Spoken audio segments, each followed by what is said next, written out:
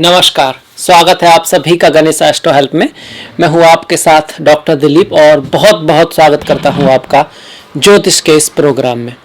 इस वीडियो में हम बात करने वाले हैं इस साल के आखिरी महीने दिसंबर की कर्क राशि वालों के लिए। वो महीना क्या लेकर आया, जीवन में किस तरह के बदलाव आ सकते हैं और हम अपनी तरफ से क्या कर सकते हैं। जीवन के सारे क्षेत्र जैसे कार्य है, जॉब, बिजनेस, पढ़ाई लिखाई, health, education, marriage, love life, शादी, विवाह, ये सारे ही क्षेत्र, स्पिरिचुअलिटी, अध्यात्म, अब्रॉड एजुकेशन, सारे क्षेत्रों को हम छुएंगे और उसके बारे में बातें करेंगे। किसके आधार पर? गोचर के आधार पर, जो ग्रह अभी चल रहे हैं उसके आधार पर। तो आ जाते हैं आपकी गोचर कुंडली पर। फिलहाल की जो कुंडली है वो देखिए इस तरह से दिखती है। पहला भाव खाली है, यहाँ पे कोई ग्रह नहीं है। यहाँ पे 4 नंबर इसलिए लिखा है क्योंकि आपकी जो राशि है वो काल पुरुष की चौथी राशि है। तो ये जो नंबर है ये राशि को दिखा रहे हैं। भाव ये पहला है, ये दूसरा है, ये तीसरा है, चौथा है, सारे खाली हैं। इसके बाद पंचम भाव में काल पुरुष की 8वीं राशि वृश्चिक है और वहां पर मंगल, केतु और सूर्य गोचर कर रहे हैं।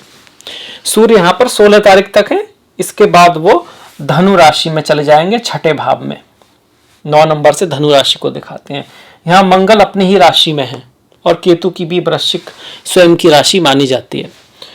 और ये इसमें धनु राशि में छठे भाव में सूर्य है और बुध भी यहाँ पर है। बुध यहाँ पर आएंगे आपके 10 तारीख को आएंगे यहाँ पर छठे भाव में धनु राशि में और 30 तारीख तक यहीं रहने वाले हैं। 30 के बाद ये मकर में आ जाएंगे, कैप्रिकॉर्न में आपके सप्तम भाव में आ जाएंगे। पर चूंकि 30 के बाद है तो लगभग ये साल समाप्त हो जाएगी, ये महीना समाप्त हो जाएगा, इसलिए इसको यहाँ पे दिखाया गया है बुध को। शनि पूरे महीने यहीं पर रहने वाले हैं, मकर राशि में, सप्तम भाव में, 10वीं राशि काल पुरुष की मकर है उसमें। और शुक्र जो है वो भी यहाँ पर रहेंगे आपके सप्तम भाव में। शुक्र यहाँ पर आएंगे आपके 8 तारीख को। 8 तारीख को आएंगे और 30 तारीख तक यहीं रहेंगे। 30 के बाद वो पीछे उल्टे चले जाएंगे, इसमें धनु में उल्टे इसलिए जाएंगे क्योंकि ये वक्री हो जाएंगे। शुक्र जैसे यहाँ आए, आगे बढ़ेंगे, फिर वक्री होंगे, तो वापस होते होते 30 तारीख को फिर से धनु में आ जाएंगे और वक्री स्टार्ट होंगे 19 तारीख को और 28 जनवरी 2022 तक वक्री रहने वाले हैं। फिर वापस डायरेक्ट हो जाएंगे। तो इस तरह से शुक्र रहेंगे। गुरु की बात करें तो गुरु आप देख सकते हो अष्टम भाव में काल पुरुष की 11वीं राशि मतलब कुंभ राशि में गोचर कर रहे हैं आपके लिए। नवम भाव, 10म भाव खाली है। एकादश भाव में आपके राहु हैं। राहु एकादश में उनका गोचर बढ़िया माना जाता है, अच्छा माना जाता है। और 12वां भाव भी खाली है। तो इस तरह से तो है हमारी ग्रहों की स्थिति। अब आ जाते हैं इसके रिजल्ट के ऊपर, जो बदलाव आ रहे हैं उनकी तरफ आते हैं। सबसे पहले तो देखिए मंगल का अपनी ही राशि में पंचमेश का पंचम में आना अच्छी बात है। पंचमेश पंचम में है, कोई भी ग्रह अगर अपनी ही राशि में हो तो बहुत अच्छा रिजल्ट देता है। भले ही पंचम में मंगल का गोचर उतना ग्रेट नहीं माना गया, पर अपनी राशि में ग्रह अच्छा फल देता है और भाव भी त्रिकोण का है। तो रियल एस्टेट से, जमीन से आपको लाभ हो सकता है। पढ़ाई लिखाई के मामले में भी एफर्ट तो रहेगा, हार्ड वर्क तो रहेगा, पर उसके बाद आपको सफलता मिल सकती है कंपटीशन के थ्रू। बच्चों के साथ आपके बच्चे भी सक्सेस आ सकती है उनकी लाइफ में, पर याद रखें उनके साथ रिश्तों में थोड़ा सा डिफरेंस ऑफ ओपिनियन या थोड़ा खटास आने का चांस है। वो क्यों? क्योंकि पंचम थोड़ा सॉफ्ट सा ग्रह है, भाव है, और वहां पर मंगल, केतु, सूर्य, 3 कुछ इस तरह के काफी हॉट प्लैनेट्स हैं। तो गुस्से का इशू रह सकता है आपके और आपके बच्चे के बीच में, डिफरेंस ऑफ ओपिनियन रह सकता है, खुद के भी मन में थोड़ा सा गुस्सा रह सकता है। क्योंकि ये जो पंचम भाव है बुद्धि का है, दूरदृष्टि का है, और दूरदृष्टि का जो सबसे बड़ा दुश्मन है वो गुस्सा ही है। क्रोध जो होता है वो हमको आगे सोचने में दिक्कत कर देता है, बहुत ही इंस्टेंट डिसीजन लेता है व्यक्ति अगर क्रोध में होता है। वैसे तो सारे ही जो हमारे षड्रूपी हैं, लोभ, क्रोध, लालच, ईर्षा, अहंकार, मद, मात्सर, ये सभी जो हैं जब हावी होते हैं तो हमारी दूरदृष्टि को भ्रमित कर देते हैं। तो यहाँ पर क्रोध का इसलिए क्योंकि अग्नि ग्रह है, मंगल भी अग्नि है, सूर्य भी अग्नि है, केतु भी अग्नि है, और वो सब कहाँ गए? बुद्धि के भाव में आ गए। तो क्रोध से थोड़ा सा, अधैर्यता से थोड़ा सा बचना है। तो मंगल यहाँ पर अच्छा रिजल्ट देंगे। जो माताएं बहनें अगर प्रेग्नेंट हैं, गर्भवती हैं, तो थोड़ा सा ध्यान अवश्य रखें, क्योंकि ये भाव पुत्र का भी है, पुत्रियों का भी है, संतान का भाव है। संतान के लिए अच्छा है और ज़्यादातर पुत्र संतान का चांसेस गोचर में बन रहा है। बाकी जन्म कुंडली डिसाइड करेगी ये, क्योंकि मंगल और सूर्य जो है मेल ग्रह हैं इस वजह से, पर चूंकि इतनी अग्नि वाले हैं तो ध्यान थोड़ा सा अवश्य रखें। संतान गोपाल मंत्र का पाठ करें, बहुत बढ़िया रहेगा। मंगल की यहाँ से जो दृष्टियां हैं अगर हम उस पर ध्यान दें तो 1 2 3 4 चौथी दृष्टि आपके अष्टम भाव पर, 7वीं दृष्टि ठीक सामने होती है तो वो एकादश भाव पर, और 8वीं दृष्टि 12वें भाव पर पड़ेगी। अब ये सारे के सारे ग्रह मिलकर एकादश भाव को देख रहे हैं, तो एकादश भाव को धन का स्वामी देख रहा है आपका, और आपका पंचम का स्वामी, दसम का स्वामी, तो कहीं ना कहीं ये दिखा रहा है कि लाभ होगा आपको। एकादश भाव स्पेकुलेटिव गेन हो सकते हैं, आपने कहीं पैसा लगाया स्टॉक मार्केट वगैरह में तो वो बढ़ सकता है, इस तरह का यहाँ पर दिखा रहा है। और सूर्य मंगल केतु 3 ग्रह एकादश भाव को देख रहे हैं, अच्छी सिचुएशन है लाभ के हिसाब से। पर रिश्तों में थोड़ा सा दूरी आ सकती है, किससे? बड़े भाई से, बड़ी बहन से, सीनियर्स से, बच्चों से, तो रिश्तों के मामले में उतना अच्छा नहीं है। और लाभ के मामले में ठीक है, बढ़िया है। रियल एस्टेट से ज़मीन वगैरह अगर आप बेचना चाह रहे तो बिकने का चांस है और अच्छे पैसे भी मिल सकते हैं। इसके बाद देखिए मंगल की दृष्टियाँ, अष्टम भाव पर जो मंगल की दृष्टि आ रही है, जहां पर आपके गुरु बैठे हुए हैं जो आपके भाग्य के स्वामी हैं, और योग कारक की दृष्टि आ रही है, तो अचानक धन लाभ हो सकता है ऐसा जो आपने खुद नहीं कमाया, जैसे इनहेरिटेंस का मिल जाना, बीमे से हो जाना, किसी से कोई गिफ्ट आदि मिल जाना, उस तरह का धन लाभ यहाँ पर मंगल करा सकते हैं। और थोड़ा सा मैरिज लाइफ में हल्का सा बना के रखने की आवश्यकता है, खास करके अपने इन लॉस से। बाकी इन लॉस के थ्रू भाग्योदय को दिखा रहा है, मतलब इन लॉस के से अगर आपका रिश्ता थोड़ा ठीक रहता है, बातें आपस में, तो कोई आपके लिए ही कुछ अच्छी बात हो सकती है उनके थ्रू, इस चीज़ को दिखा रहा है। और इन मंगल का जो एकादश भाव पर दृष्टि है उसके बारे में बात की।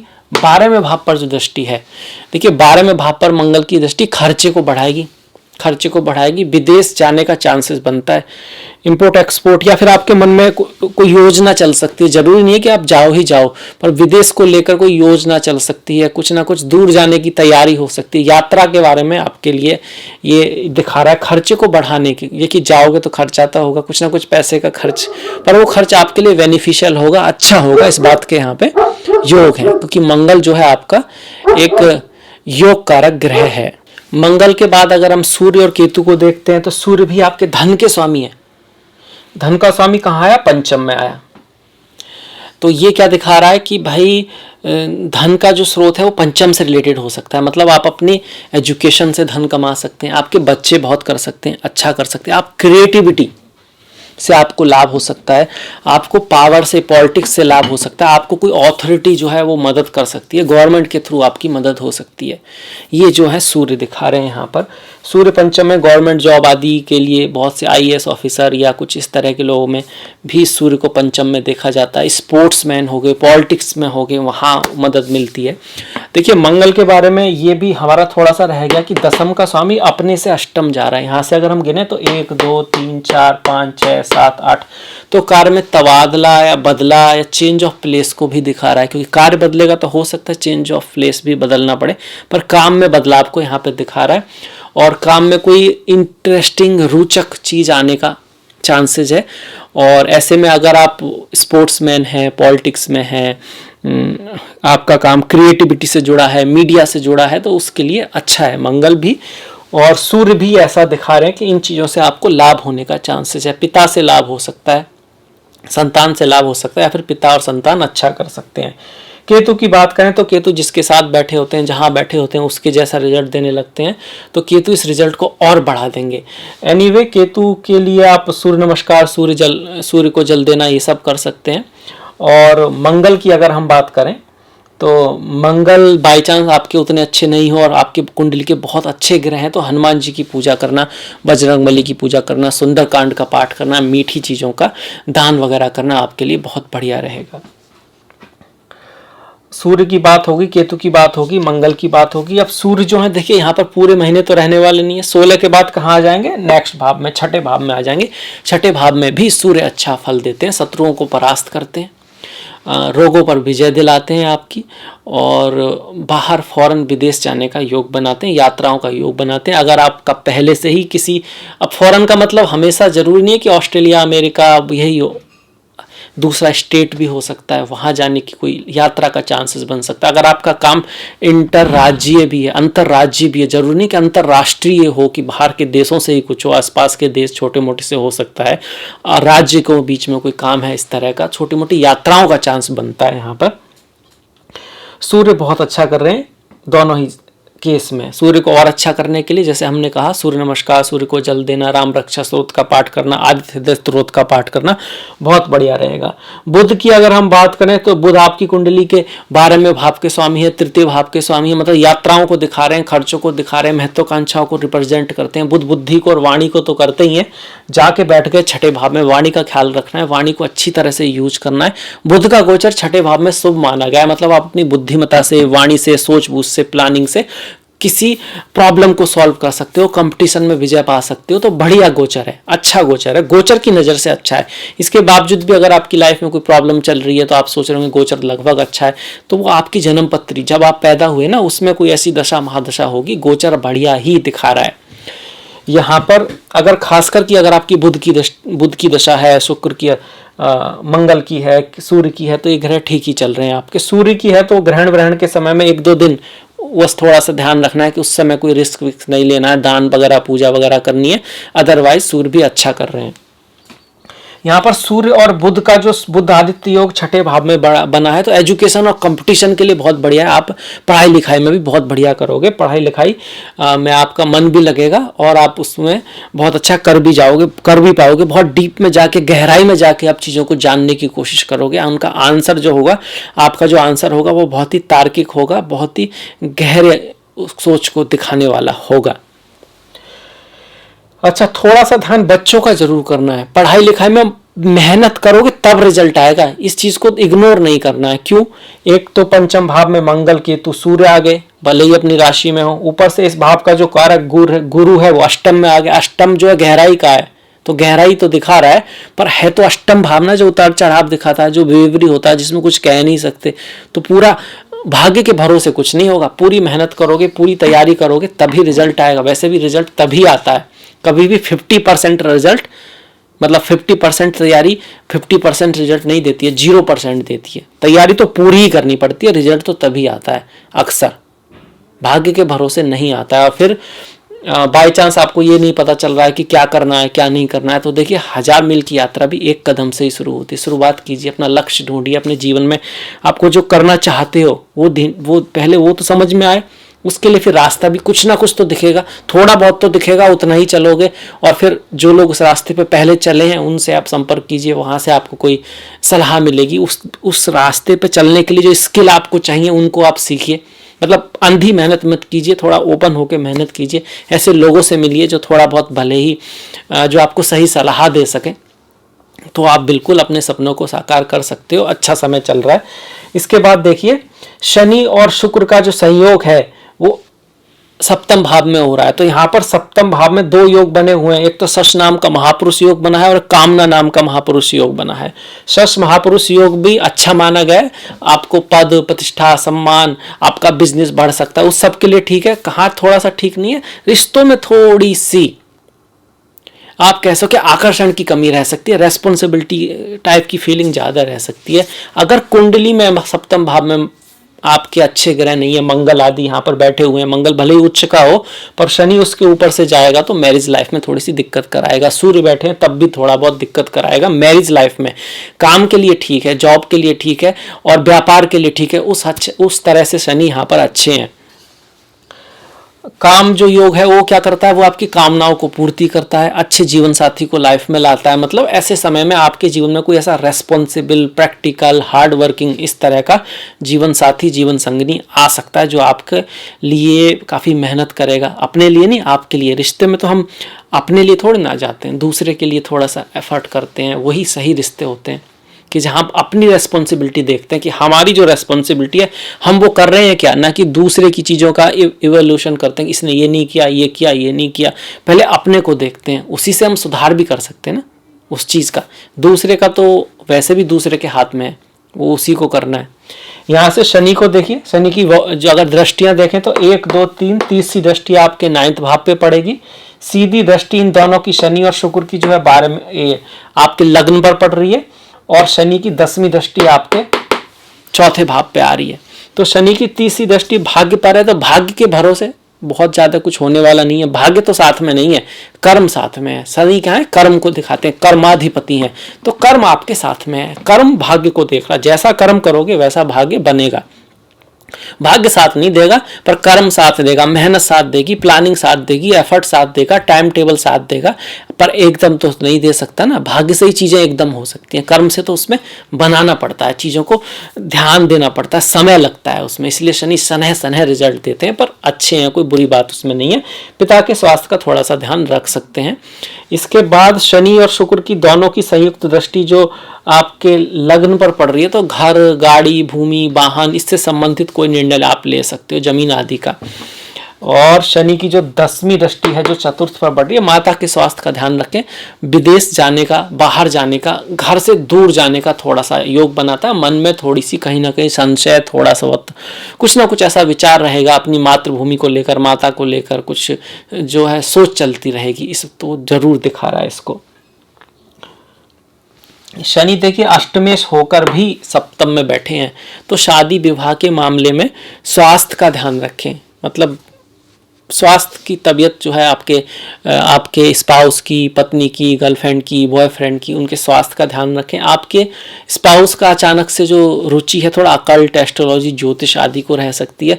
उनका कोई रहस्य आपके सामने आ सकता है, वो रहस्य अच्छा भी हो सकता है, थोड़ा बहुत ऐसा भी हो सकता है रहस्य, कोई ऐसी बात जो आपको पहले पता नहीं थी, उनसे संबंधित कोई बात आपके सामने आ सकती है और जो आपकी लाइफ में थोड़ा बदलाव लाएगी। डिपेंड करेगा चार्ट के ऊपर कि भाई कैसा बदलाव लाएगी। इसके बाद शुक्र की अगर हम बात करें तो 11वें भाव का स्वामी सप्तम में आया हुआ है और चतुर्थ का स्वामी सप्तम में आना ही घर, भूमि, वाहन, जमीन से संबंधित कुछ अच्छा योग बनता है। घर खरीदने का योग बनता है या जमीन खरीदने का योग बनता है। लाभ भी आ रहा है किसके पास, आपके स्पाउस के पास, आपकी पत्नी के पास, आपके पति के पास, आपके जीवन साथी, जीवन संगिनी को लाभ हो सकता है। उनसे आपको लाभ हो सकता है या फिर उनको लाभ हो सकता है। इस तरह का योग यहाँ पे बना हुआ है। आप काफी क्रिएटिव फील करेंगे। शुक्र कभी कभी जब सप्तम भाव में आते हैं तो मर्यादा का पालन करना चाहिए। ऐसी प्रॉब्लम कहिए, उसको अपॉर्चुनिटी कहिए, कैसे भी कहिए, ऐसी कुछ आ सकती है जहां आपको ऐसा लगे कि शायद ये लॉफुल है या नहीं है, तो ये आपको डिसीजन लेना है। कई बार जो चीजें आजकल पुराने समय से चली आ रही है, कोई ऐसी रूढ़िवादी चीज भी हो सकती है जिसको वास्तव में फॉलो करना कोई जरूरी नहीं है, तो कोई बात नहीं, अच्छी बात हो सकती है। और या फिर वास्तव में कोई ऐसी बात हो जो आपको नहीं करनी चाहिए, तो रिश्तों में थोड़ा सा ध्यान रखना यहाँ पे आवश्यकता दिखाई देती है। शुक्र का सप्तम में आना, अगर आपका बिजनेस फ्लावर, सेंट, लेडीज और dance, drama, modelling, designing, creativity से जुड़ा हुआ है, उसके लिए आप बढ़िया है, वो बढ़ने वाला है वो चीज़ें आपकी, और उसमें काफ़ी कहोगे कि बड़ा बदलाव भी आ सकता है।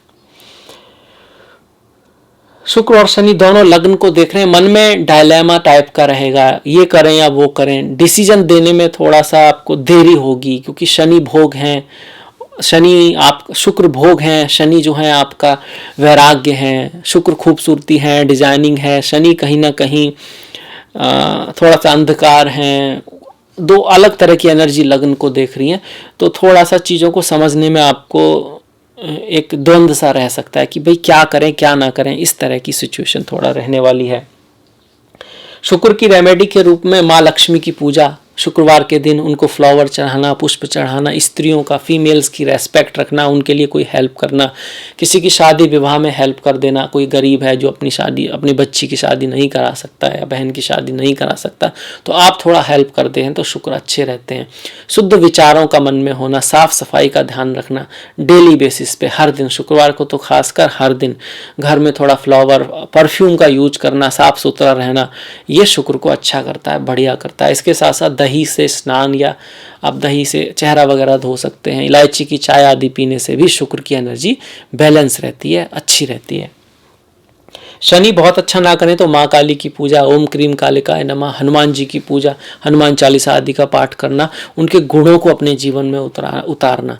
शनि के लिए भोलेनाथ या भगवान श्री कृष्ण की पूजा भी आप कर सकते हो आपकी श्रद्धा के अनुसार। और अस्पताल है, मरघट है, शमशान है, ये सब चीज़ें शनि से जुड़ी हुई हैं।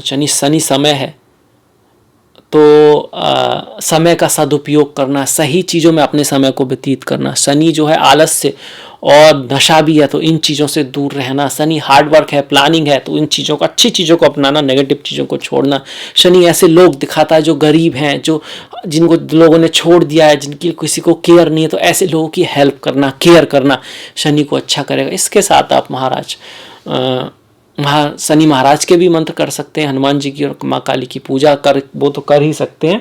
आपके क्षेत्र, आपके लिए आप काली चीज़ों का थोड़ा बहुत दान भी कर सकते हैं, या फिर उससे हेल्प कर सकते हैं किसी की, सरसों आदि का भी थोड़ा बहुत दान आप कर सकते हैं। हालांकि इसके लिए चार्ट को देखना थोड़ा सा जरूरी हो जाता है। पर इस भी गलत फहमी में मत रहिएगा कि कहीं आप सुन लें कि भाई आप दान कर दिया वो तेल, आप उसी की वजह से आपका सब कुछ खराब हो गया है। ऐसे बेवकूफ़ी में मत पड़िएगा आप, ऐसा कुछ होता नहीं है। इसके बाद शनि की बात हो गई, हमारी गुरु की बात करते हैं। गुरु वैसे तो अष्टम में आए, अष्टम में किसी भी ग्रह का गोचर बहुत अच्छा नहीं होता, वो भी भाग्य का स्वामी अष्टम में आ गया है। पर हाँ, राशि में थोड़ा डेवलपमेंट जरूर हुआ है। शनि मकर राशि में थे, गुरु मकर राशि में थे जहाँ वो नीच के होते हैं, कुंभ राशि में थोड़ा सा वो अच्छा करते हैं। ये आपको स्पिरिचुअलिटी, अध्यात्म आदि के लिए अच्छा है, अचानक धन लाभ के लिए अच्छा है। भाग्य को तो ये तेज करने वाला नहीं है, स्वास्थ्य का आपको ध्यान यहाँ से रखना पड़ेगा। पर धन के लिए ठीक है, धन भाव को देख रहा है, कहीं ना कहीं से पैसे को लाएगा, खर्च भी कराएगा। स्पिरिचुअलिटी, अध्यात्म, आश्रम, दूर यात्राओं को भी ये करा सकता है। गुरु की 1, 2, 3, 4, 5वीं दृष्टि जो बहुत अति शुभ होती है, 12वें भाव पर है। तो अगर आप फॉरेन लैंड में है, विदेश में है, बाहर हैं, तो आपके खर्चे अवश्य बढ़ेंगे, पर अच्छी चीज में खर्चे होंगे, धन भी आएगा, खर्च भी होगा। और गुरु की दृष्टि ये 7वीं है, 8वीं 9वीं दृष्टि चौथे भाव पर जो पड़ रही है, तो घर, जमीन, गाड़ी आदि खरीदने का प्लान बन सकता है। देखिए, जरूरी नहीं है आप खरीदो, क्योंकि आपका कोई लॉन्ग टर्म गोल हो सकता है। आपने तय कर लिया कि भी मेरे को तो खरीदना नहीं है, पर कम से कम ऐसी भावना उठ सकती है, आपका इस तरह का मन हो सकता है कि खरीद सकते हैं। फिर आप सोचोगे नहीं, ये जो गोल बना है पहले इसको करना है, उसके बाद ही गाड़ी लेनी है, या पहले घर ही खरीदना है तो गाड़ी बाद में लेनी है। तो हो सकता है आप ना खरीदो, पर इस तरह की भावनाएं मन में आ सकती हैं। गुरु को शुभ करने के लिए क्या करें? गुरुओं का रेस्पेक्ट करें। गुरु ज्ञान है तो ज्ञान से काम लें, ज्ञान से काम लें, बुद्धिमता से काम लें, दूर की सोच रखें। कब अगर आप सही हो तो दूसरा भी सही है, ये भी हो सकता है। जरूरी नहीं है कि अगर आप सही हो तो दूसरा गलत है, अगर किसी बात पे, टॉपिक पे बात हो रही है तो। ऐसा हमेशा नहीं होता। कई बार ऐसा होता है कि दो लोग दोनों ही सही होते हैं, दोनों का नजरिया अलग होता है, तो दूसरों की थॉट्स को रेस्पेक्ट देना, समझने की कोशिश करना, ये कहीं ना कहीं ज्ञान की निशानी है। दूर की बात सोचना, वो एक ज्ञान की निशानी है। मतलब किसी प्रॉब्लम का सॉल्यूशन एक तो होता है अभी फिक्स कर दो, एक होता है उसको जड़ से फिक्स किया जाए, आगे तक की सोच जो रखी जाए, तो वो गुरु देते हैं। और एक प्रॉब्लम का सलूशन होता है कि बस प्रॉब्लम सॉल्व कर दी जाए, एक प्रॉब्लम का सलूशन होता है कि वो प्रॉब्लम भी सॉल्व हो, अपनी नहीं दूसरों की सॉल्व हो, और उनको भी लाभ हो और आपका भी लाभ हो। इस तरह से उसको सॉल्व करने की कोशिश की जाए, आगे तक का रास्ता खुले दूसरों के लिए भी और आपके लिए भी।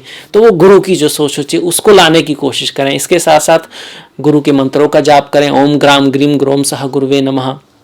माता पिता, बड़े भाई बहन वो गुरु को दिखाते हैं तो उनकी रेस्पेक्ट रखें आप।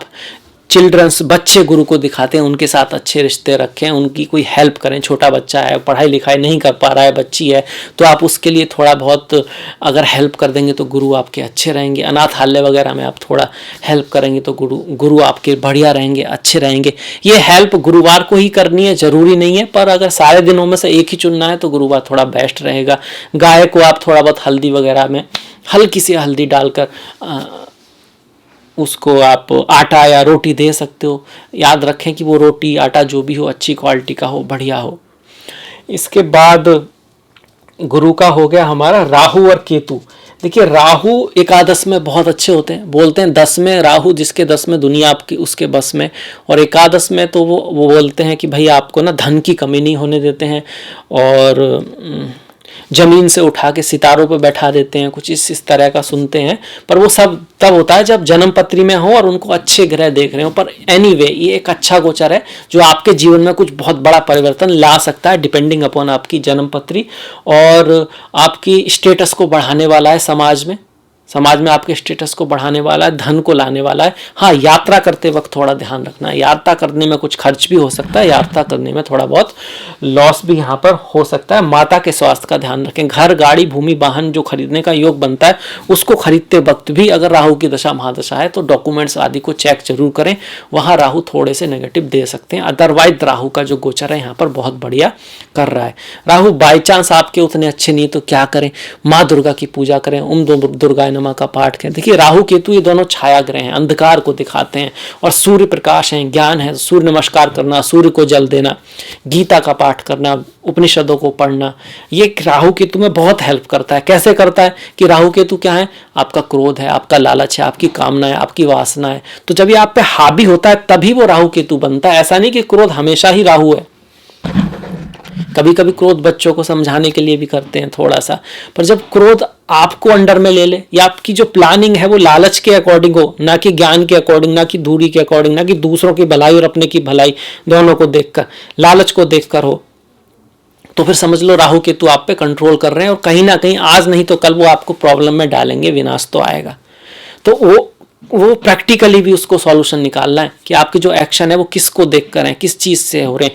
लालच, लोभ, क्रोध, ईर्ष्या, मोह, अहंकार, उनके मूल में ऐसा तो नहीं बस यही है, तब फिर गड़बड़ हो जाएगी। इसके साथ माँ लक्ष्मी की पूजा, नहीं माफ कीजिएगा, माँ लक्ष्मी को शुक्र से जोड़ते हैं, दुर्गा माँ की पूजा बहुत बढ़िया रहती है राहु के लिए। और राहु केतु के लिए भगवान श्री कृष्ण, क्योंकि वो कालिया नाग पर उन्होंने डांस किया था, और आपका भोलेनाथ, उनके गले में नाग रहते, राहु केतु सर्प है ना, वो बहुत बढ़िया है। इसके साथ साथ इस महीने आपका 22 तारीख को संकष्टी का व्रत है, 22 तारीख राहु की होती है, उस दिन संकष्टी का व्रत पढ़ना राहु के लिए भी गणेश जी का जो व्रत है वो किया जा सकता है इस बार। तो ये रहा हमारा राहु का। केतु के बारे में हम बात कर चुके हैं, पर केतु नॉर्मली अगर किसी की दशा महादशा है, केतु नॉर्मली मोक्ष को दिखाते हैं, स्पिरिचुअलिटी को दिखाते हैं, अध्यात्म को दिखाते हैं। केतु कहते हैं कि भैया अंत में जब मोक्ष ही प्राप्त करना है तो ये सब चक्कर में पड़े ही क्यों, सीधा मोक्ष की तरफ जाओ।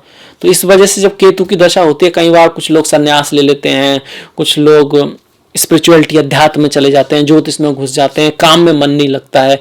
तो ऐसे में एक बैलेंस बना के रखना जरूरी होता है कि स्पिरिचुअलिटी अध्यात्म भी हो और काम भी हो, क्योंकि सिर्फ काम करोगे तो केतु थोड़ा आपको फिर सडन लॉसेस करा सकते हैं, क्योंकि वो चाहते हैं कि आप थोड़ी सी स्पिरिचुअलिटी तो फॉलो करो, कुछ तो आंखें खोलो। तो पहले से खुद से ही थोड़ा स्पिरिचुअलिटी अध्यात्म में ध्यान रखेंगे तो केतु राहु भी आपका थोड़ा बेटर देते हैं। अगर टोटल मेटेरियलिस्टिक पर्पज से आप काम करो तो राहु केतु में फिर उतार चढ़ाव ज्यादा आ जाते हैं, इस चीज का ध्यान रखिएगा। तो हमने देखिए मंगल, केतु, सूर्य, शुक्र, सारे ग्रहों की बात की है। अब कर लेते हैं कुछ विशेष तारीखें जो इस महीने में अच्छी हैं। जैसे शादी के लिए कौन सी तारीखें अच्छी हैं, तो पहली, छठी, 7वीं, 8वीं, 9वीं, 11वीं, 12वीं, 13वीं जो तारीख है वो शादी विवाह के लिए अच्छी है। गाड़ी वगैरह खरीदने का बाई चांस प्लान बनता है कुछ करने का उससे संबंधित, तो कौन सी तारीख, 2, 8वीं, 9वीं, 13वीं, 19वीं, 22वीं, 27वीं, 29वीं, 31वीं तारीख बहुत बढ़िया है। और घर आदि, प्रॉपर्टी आदि से रिलेटेड कोई काम हो तो तीसरी मतलब 3 तारीख जो होगी, तीसरी, 13वीं, 18वीं, 19वीं, 23, 24, 25, 29 और 30 तारीख जो है घर, प्रॉपर्टी आदि से रिलेटेड काम के लिए बढ़िया है। इसके बाद आ जाते हैं हम त्योहारों के ऊपर। 2 तारीख को गुरुवार को मासिक शिवरात्रि है, चिदानंद रूपा शिवोहम शिवोहम। 4 तारीख को शनिवार को अमावस्या है जो मार्गशीर्ष की अमावस्या है। 14 तारीख को मंगलवार को मोक्षदा एकादशी है, मोक्ष प्रदान करने वाली एकादशी है। उसकी स्टोरी पढ़ेंगे, उसको जानेंगे, उसकी जो कहानी का जो सार है उसको जीवन में उतारेंगे तो जरूर आपको मोक्ष की प्राप्ति होगी। 16 तारीख को गुरुवार को धनु संक्रांति है, प्रदोष व्रत है। 19 तारीख को रविवार को पूर्णिमा का व्रत है। 22 तारीख को संकष्टी है जिसका हमने जिक्र किया। राहु केतु की अगर आपको प्रॉब्लम चल रही है, उनकी महादशा है और समय बहुत बढ़िया नहीं है, तो संकष्टी का व्रत कीजिएगा, गणेश हवशीष का पाठ कीजिएगा, उनको दूर्वा घास चढ़ाइएगा। अगर कहीं गणेश जी का मंदिर है तो उस पर ध्वजा आदि आप चढ़ा सकते हैं, बहुत बढ़िया रहेगा। 30 तारीख को गुरुवार को सफला एकादशी है। 31 तारीख को शुक्रवार को प्रदोष व्रत है। तो इस तरह से हमारे इस महीने के त्योहार भी सारे हो गए। तो मुझे आशा है कि आपको ये राशिफल पसंद आया होगा, अच्छा लगा होगा। ऐसा है तो प्लीज लाइक कीजिएगा, शेयर कीजिएगा और घंटी वाला बटन दबाना मत भूलिएगा। आपका जो सहयोग है वो बहुत महत्वपूर्ण है, अति महत्वपूर्ण है। प्लीज उसको इसी तरह से बना के रखिएगा। मैंने डिस्क्रिप्शन में लिंक दिया है इंस्टाग्राम का, तो आप फॉलो कर सकते हैं। और इसके साथ साथ ट्विटर, फेसबुक आदि भी है, तो आप लाइक फॉलो जो चाहे वो कर सकते हैं। और अभी मुझे आप आज्ञा दीजिएगा, आपसे मुलाकात होगी अगले वीडियो में। तब तक अपना ख्याल रखें, अपनों का ख्याल रखें, सभी का ख्याल रखें। नमस्कार।